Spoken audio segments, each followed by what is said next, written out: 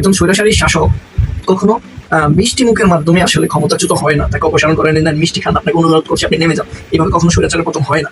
আর স্বৈরাচার পতনের পর তার রাজনৈতিক দলকে নিষিদ্ধ করার ইতিহাস পৃথিবীতে একটি বা দুইটি নয়, অহরহ অনেক। গণতন্ত্র আর স্বৈরতন্ত্র। গণতন্ত্র হচ্ছে জনগণের শাসন, আর স্বৈরতন্ত্র হচ্ছে একজন স্বৈরাশাসী নিজের স্বেচ্ছাচারিতা কিছু সিদ্ধান্ত জনগণের উপর চাপিয়ে দেওয়া এবং তাদের উপর দমন নিপীড়ন করার মাধ্যমে তার ক্ষমতাকে কুণ্ঠিত করা, মুষ্টিবদ্ধ করা। সেটাই হচ্ছে স্বৈরাচারী সরকারের প্রধান বৈশিষ্ট্য। একজন স্বৈরাচারী শাসক কখনো মিষ্টি মুখের মাধ্যমে আসলে ক্ষমতাচ্যুত হয় না। তাকে অপসারণ করে নেন, মিষ্টি খান, আপনাকে অনুরোধ করছি আপনি নেমে যান, এভাবে কখনো স্বৈরাচারের পতন হয় না। আর স্বৈরাচার পতনের পর তার রাজনৈতিক দলকে নিষিদ্ধ করার ইতিহাস পৃথিবীতে একটি বা দুইটি নয়, অহরহ অনেক ইতিহাস আছে।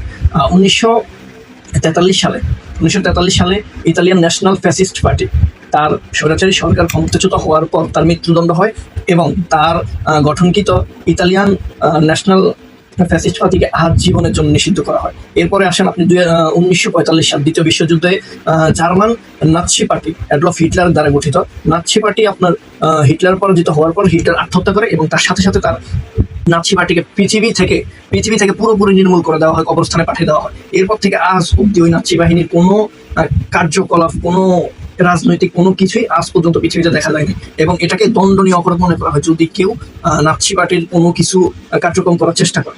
এরপর আসে 1989 সালে রোমানিয়া কমিউনিস্ট পার্টি, তার স্বৈরাচারিতা এত বেশি ছিল, জনগণের ব্যাপক একটা গণঅভ্যুত্থানের মাধ্যমে তাকে ক্ষমতাচ্যুত করা হয় এবং তাকে মৃত্যুদণ্ড কার্যকর করা হয়। সাথে সাথে তার রাজনৈতিক দলকে কবর দেওয়া একটি নয়। রাজনৈতিক দলকে নিষিদ্ধ করা, কোনো ফ্যাসিস্টের রাজনৈতিক দল আসলে পৃথিবীতে থাকতে পারে না। কোনো ফ্যাসিস্ট যখন ফ্যাসিস্ট তকমা নিয়ে দেশ ছেড়ে পালাই যায়, সেটা তো আরো আগে।